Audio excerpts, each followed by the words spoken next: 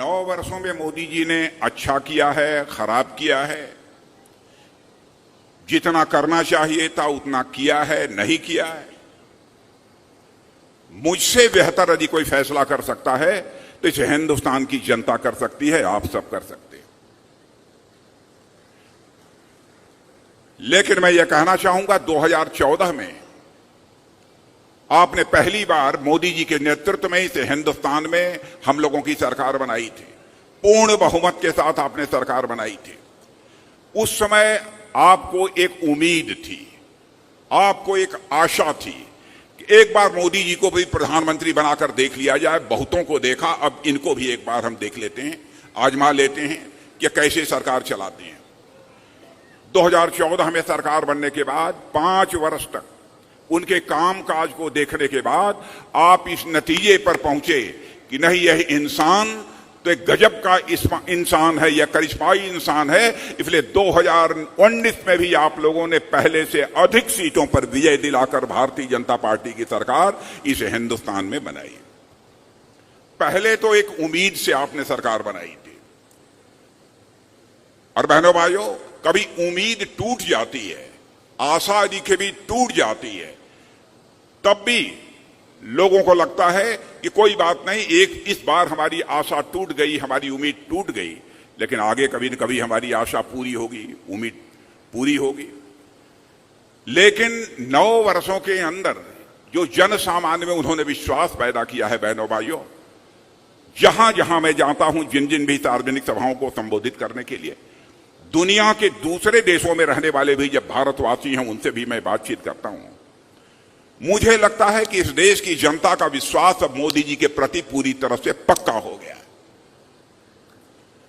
और मैं यकीन दिलाना चाहता हूं, जब मैं भारतीय जनता पार्टी का अध्यक्ष था, उसी समय प्रधानमंत्री के उम्मीदवार के रूप में वह चुनाव के मैदान में उतरे थे। मैं उनके कर्तृत्व से अच्छी तरह परिचित हूं, उनके वक्तृत्व क्षमता से अच्छी तरह मैं परिचित हूं, उनकी नीयत से भी मैं अच्छी तरह परिचित हूं, उनके ईमान से भी मैं अच्छी तरह परिचित हूं। मुझे याद है कि एक बार हम और वो दोनों लोग एक सार्वजनिक सभा में मौजूद थे। उस समय उन्होंने कहा, एक बात कही थी, तो मुझे लगा कि बात तो बहुत बड़ी बोल गई इन्होंने, लेकिन वह बात पूरी हो पाएगी नहीं हो पाएगी, यह तो समय के गर्भ में छिपा हुआ है। लेकिन बहनों भाइयों, मैं आज भी यदि याद करता हूं तो उन्होंने कहा था, मोदी जी ने उस समय, सौगंध मुझे इस मिट्टी की, सौगंध मुझे इस मिट्टी की, इस देश को नहीं मिटने दूंगा, इस देश को कभी झुकने नहीं दूंगा। और वह करके उन्होंने, मोदी जी ने दिखा दिया। मेरे बहनों भाइयों, इसीलिए मैं कह सकता हूं कि जो भी जन सामान्य में उन्होंने विश्वास पैदा किया है, जो कहा था उसे करके उन्होंने दिखाया है। अभी हमारे अनिल विज जी आपके सामने विचार कर रहे थे, हमारे प्रदेश अध्यक्ष धनखड़ जी, कंवरपाल जी, कैसे उन्होंने अंतर्राष्ट्रीय जगत में भारत की प्रतिष्ठा को बढ़ाया है। इससे भी आप सभी अच्छी तरह परिचित होंगे। पहले बहनों भाइयों, दुनिया के मंचों पर भारत कुछ बोलता था तो भारत की बातों को लोग गंभीरतापूर्वक नहीं लेते थे, कहते थे भारत तो यह कमजोर देश है, गरीबों का देश है। लेकिन आज यदि दुनिया के मंचों पर भारत कुछ बोलता है तो दुनिया कान खोलकर सुनती है कि भारत बोल क्या रहा है। यह हैसियत दुनिया में भारत की बनी है, यह हैसियत दुनिया में भारत की बनी है। और आज मैं यह भी आपको याद दिलाना चाहता हूं, एक बहुत वित्तीय फर्म, फाइनेंशियल फर्म थी, उसने 2013 में कहा था कि भारत अपने गरीबी के अथवा आर्थिक तंगी के संकट से कभी उबर नहीं पाएगा, हमको ऐसी उम्मीद नहीं दिखाई देती है। उसने दुनिया के कुछ देशों का नाम लिया था और उन देशों के बारे में यह कहा था कि इन देशों की अर्थव्यवस्था यानी माली हालत यह लड़खड़ा रही है, कब टूट जाए, कब बिखर जाए, उसके बारे में कुछ कहा नहीं जा सकता। ऐसे देशों को ध्यान में रखते हुए एक नाम उसने दिया था, फ्रेजाइल 5, यानी जिनकी आर्थिक स्थिति कभी भी लड़खड़ा सकती है, कभी भी समाप्त हो सकती है, ऐसा कहा था। उस फर्म का नाम है मॉर्गन स्टैनले। यह फाइनेंशियल फर्म है। आज वह फाइनेंशियल फर्म कहती है कि भारत अब तो जो 2013 में देश की आर्थिक हालत के मामले में जो दुनिया में 11वें स्थान पर खड़ा था, आज वह जंप लेकर 5वें स्थान पर आ गया है। लेकिन मॉर्गन स्टैनले यह फर्म यह कहती है कि भाई इस संभावना को भी नकारा नहीं जा सकता कि 2027 आते आते, यानी ठीक 4 वर्ष के बाद, हमारा भारत दुनिया के टॉप 3 अर्थव्यवस्थाओं में आकर खड़ा हो जाएगा। बहनों भाइयों, यह बात मानी जानी एक फर्म है, मॉर्गन स्टैनले फाइनेंशियल फर्म, उन्होंने कहा है। भारत की हैसियत इस तरीके से दुनिया में बढ़ रही है। भारत के बारे में धारणा थी, भारत एक कमजोर भारत है, जो चाहे सो आंख दिखा दे। सब तो सब हमारा पड़ोसी देश पाकिस्तान भी था, जब होता था तब भारत को आंख दिखा देता था। और मैं भारत का गृह मंत्री था। बहनों भाइयों, बड़ी दर्दनाक घटना हो गई। पाकिस्तान से कुछ आतंकवादी भारत की सीमा में घुस आए और उन्होंने हमारे सुरक्षा के जवानों पर कातिलाना हमला करके कई सुरक्षा के जवानों को मार डाला।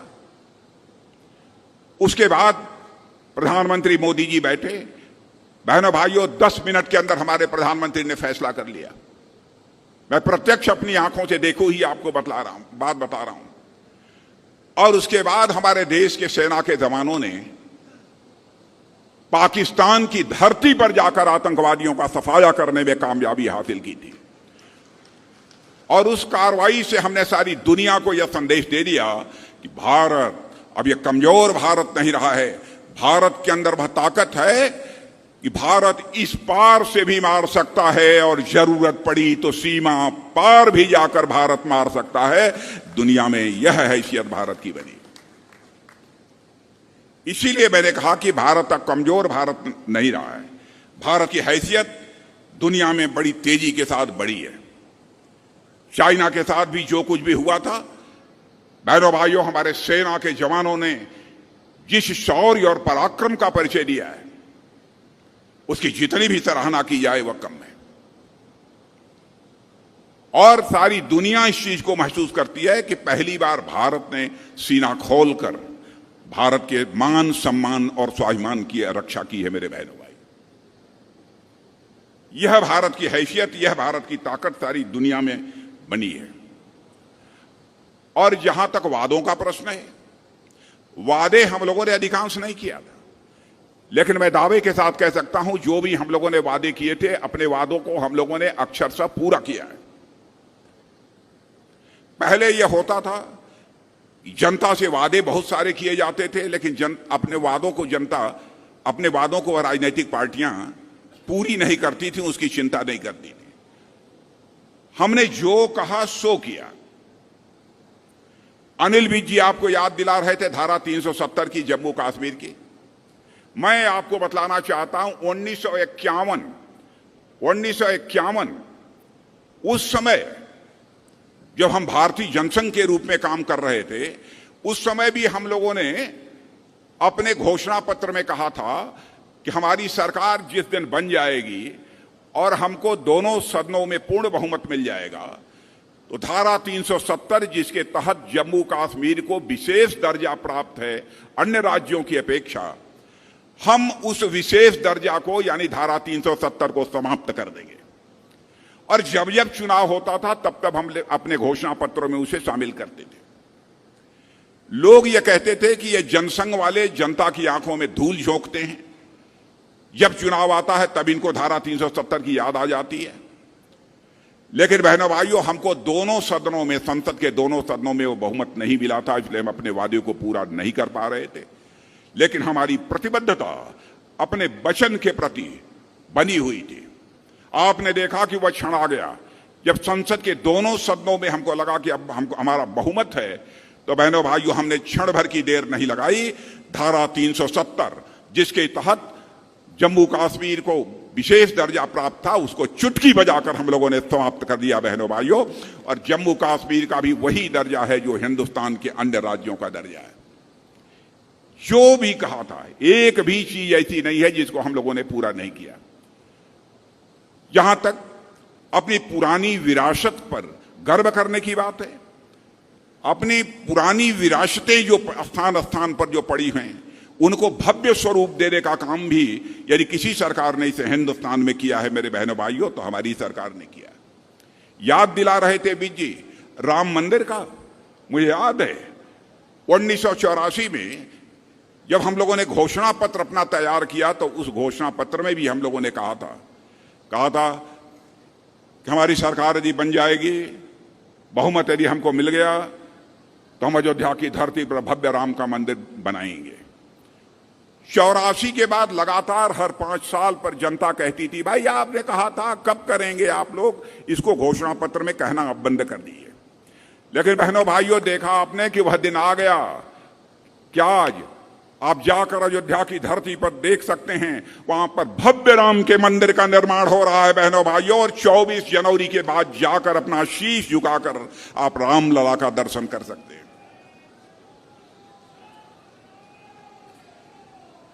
अपनी ऐसी प्राचीन स्मारक, प्राचीन मंदिर, बहुत सारे ऐसे जो कि हमारी सांस्कृतिक विरासत के प्रतीक हैं, उनको भव्य स्वरूप देने का काम भी हमारे प्रधानमंत्री ने किया है।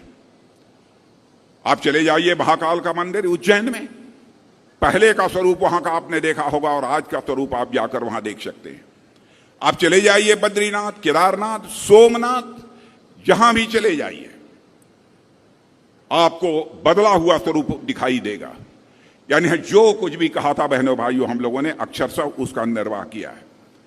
आपने देखा होगा कि इस आजाद भारत में नेताओं की कथनी और करनी में अंतर होने के कारण ही भारत के नेताओं पर से और इस राजनीति पर से जनता का विश्वास धीरे धीरे समाप्त होता जा रहा था और एक विश्वास का संकट भारत की राजनीति में पैदा हुआ था। लेकिन भारत की राजनीति में पैदा हुए विश्वास के संकट को किसी राजनीतिक पार्टी ने चुनौती के रूप में स्वीकार किया मेरे बहनों भाइयों, तो केवल और केवल हमारी और आपकी पार्टी भारतीय जनता पार्टी ने ही चुनौती के रूप में स्वीकार किया। और मैं यकीन दिलाना चाहता हूं आपको कि हम जो कहेंगे हम वो करेंगे, चाहे उसके लिए हमको कितनी भी कीमत क्यों न चुकानी पड़ी। भ्रष्टाचार की बात हम लोगों ने कही थी। हम लोगों ने यह दावा नहीं किया था कि हम आएंगे तो भ्रष्टाचार पूरी तरह से समाप्त हो जाएगा। भ्रष्टाचार पूरी तरह से समाप्त करना यह कोई सामान्य काम नहीं है। लेकिन मैं दावे के साथ कह सकता हूं कि सरकारी संस्थानों में पहले से भ्रष्टाचार को कम करने में इस आजाद भारत में किसी भी पार्टी की सरकार ने कामयाबी हासिल की है तो हम लोगों की पार्टी की सरकार ने कामयाबी हासिल की है। मैं याद दिलाना चाहता हूं, कांग्रेस की सरकार थी 2014 के पहले 10 वर्षों तक, उसके पहले भी रही है। आजादी हासिल होने के बाद भी पहला आरोप जीप घोटाला का लगा था। उसके बाद कई कोयला घोटाला और कई इस प्रकार के घोटाले, कितने घोटालों का मैं नाम लूं, कई घोटालों का आरोप इस सरकार के ऊपर लगा था। इतना ही नहीं, उन घोटाले के आरोपों के कारण उन्हें जेल की हवा खानी पड़ी थी, मंत्रियों को जेल की हवा खानी पड़ी थी, फिर भी सरकारें चलती रही बहनों भाइयों। लेकिन आज 9 वर्ष गुजर जाने के बाद मैं दावे के साथ कह सकता हूं, एक व्यक्ति भी उंगली उठाकर नहीं कह सकता कि हमारे मोदी जी की सरकार के दामन पर कोई भ्रष्टाचार की दाग लगी हुई हो बहनों भाइयों। और एक व्यक्ति भी यदि भ्रष्टाचार के आरोप में पाया गया तो उसका स्थान सरकार में नहीं होगा, बल्कि वह सरकार के बाहर होगा। यह संकल्प है हमारी पार्टी का। भ्रष्टाचार को समाप्त करने का, पूरी तरह से समाप्त करने का मैं कोई दावा नहीं करना चाहता, लेकिन हां, मैं आपको याद दिलाना चाहता हूं, राजीव गांधी जी भारत के प्रधानमंत्री थे। बड़ी ईमानदारी से राजीव गांधी जी ने एक बात यह कही थी, कहा था हम क्या करें, हम लखनऊ से, दिल्ली से हम 100 पैसा भेजते हैं, लेकिन लोगों की जेबों में बामुश्किल 85 पैसा पहुंच पाता है, 15 पैसा पहुंच पाता है, 85 पैसा यह भ्रष्टाचार की भेंट चढ़ जाता है। यह कहकर उन्होंने अपनी लाचारी व्यक्त की थी, भारत के प्रधानमंत्री थे। लेकिन आपने देखा कि प्रधानमंत्री बनने के बाद हमारे मोदी जी ने क्या करिश्माई काम किया। सरकार 2014 में बनने के बाद जब पहली बैठक उन्होंने ली थी, उस बैठक में मेरे बहनों भाइयों, उनके साथ इस देश का गृह मंत्री होने के नाते मैं भी मौजूद था। वह हर व्यक्ति का बैंक में खाता खोलने की बात लोग कर रहे थे सारे अधिकारियों से कि हर व्यक्ति का बैंक में खाता खुलना चाहिए। मैंने उनसे पूछा कि यह बताइए, हर व्यक्ति का बैंकों में खाता खोलकर आप करेंगे क्या? तो उन्होंने कहा कि राजनाथ जी देखिएगा, यह समय बतलाएगा कि जो मैं बैंकों में खाता खोल रहा हूं वह उसका करिश्मा क्या होगा। लेकिन बहनों भाइयों, वह बाद में मैंने देखा। आज यदि हमारे किसान भाइयों को प्रधानमंत्री किसान सम्मान निधि के अंतर्गत 2000 रुपये हर 4 महीने पर यदि प्राप्त होते हैं, तो मैं दावे के साथ कह सकता हूं 100 पैसा यदि दिल्ली के बैंक से चलता है तो 100 का 100 पैसा आपके जेब में पहुंचता है। बहनों भाइयों, 1 पैसा भी भ्रष्टाचार की भेंट नहीं चढ़ने पाता। हमारे कहने का मतलब यह है कि भ्रष्टाचार को यदि हम दूर करना चाहते हैं तो भ्रष्टाचार भाषण देकर समाप्त नहीं किया जा सकता है। भ्रष्टाचार को यदि हमको समाप्त करना है तो हमको सिस्टम में बदलाव लाना पड़ेगा, तब जाकर हम भ्रष्टाचार पर अंकुश पा पाएंगे। और उस दृष्टि से भी मैं दावे के साथ कह सकता हूं कि हमारी सरकार ने बहुत ही प्रभावी काम किया है। मेरे बहनों भाइयों, कोरोना का संकट था, मैं आपको याद दिलाना चाहता हूं। यहां भी आप सब लोग कोरोना से तो प्रभावित रहे होंगे। इसमें बहुत सारे लोग कोरोना से प्रभावित थे कि नहीं? कोरोना से या कितने लोग प्रभावित थे? जरा हाथ उठाइए तो। कोरोना से कितने लोग प्रभावित थे? इधर के लोग कोविड, कोरोना, काफी लोग प्रभावित थे। मेरे बहनों भाइयों, आपको जानकर यह आश्चर्य होगा कि उस समय कोरोना का जो वैक्सीन होती थी, टीका, वह भारत में नहीं बनता था। यह हुआ कि क्या किया जाए। तो उस समय हमारे प्रधानमंत्री ने हैदराबाद जाकर हमारे वैज्ञानिकों का मनोबल ऊंचा किया और यह कहा कि नहीं, आप लोग संकल्प लीजिए और इस कोरोना के टीके का निर्माण इस भारत में ही होना चाहिए। और बहनों भाइयों, कोरोना वैक्सीन का निर्माण भारत में हमारे वैज्ञानिकों ने प्रारंभ किया। और मैं दावे के साथ कह सकता हूं, वह वैक्सीन, वह टीका हर भारतवासी को कम से कम 2 या 3 टीका लग गया होगा।